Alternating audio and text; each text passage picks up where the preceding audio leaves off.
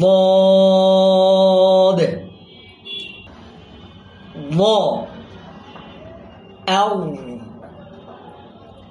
ضي إض ضو أو। আসসালামু আলাইকুম ওয়া রাহমাতুল্লাহি ওয়া বারাকাতুহু।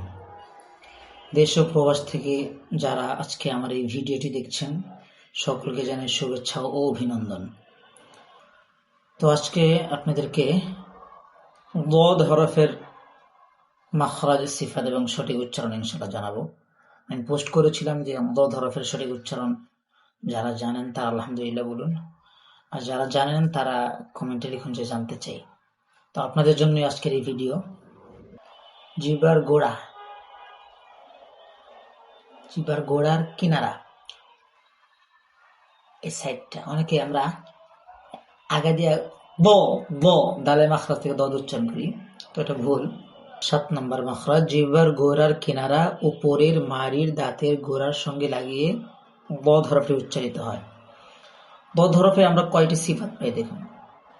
1 নম্বর সিফাত তার মধ্যে জাহার, 2 নম্বর সিফাত আরাখাওয়া, 3 নম্বর সিফাত ইস্তিআলা, 4 নম্বর সিফাত ইতবাক, 5 নম্বর সিফাত ইসমাত, 6 নম্বর সিফাত ইস্তিয়াতালাত। এই সিফাতগুলোর গুণাবলী আমরা জেনে ضاد হরফ ইনশাআল্লাহ আমরা আদায় করব। আসলে আমরা একটু প্র্যাকটিক্যাল শিখি।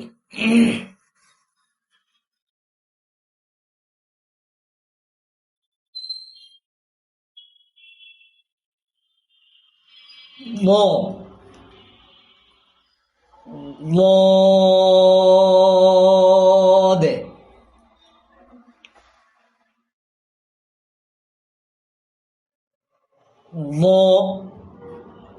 ضاد ضي ضي ضو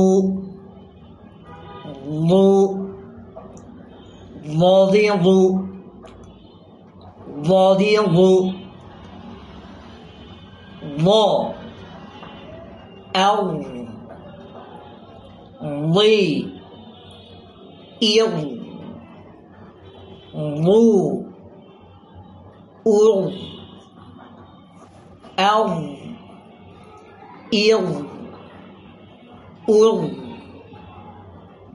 والضحى والضحى ولظ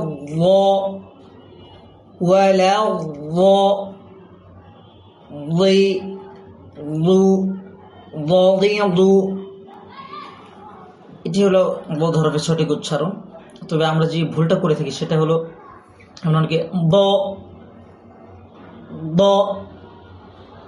ব বি দু এটা বলে থাকি দালের মাখরাজ থেকে, এটি ভুল। এবং আরেকটি যেটি করে থাকি ওয়ের মাখরাজ থেকে, হ্যাঁ,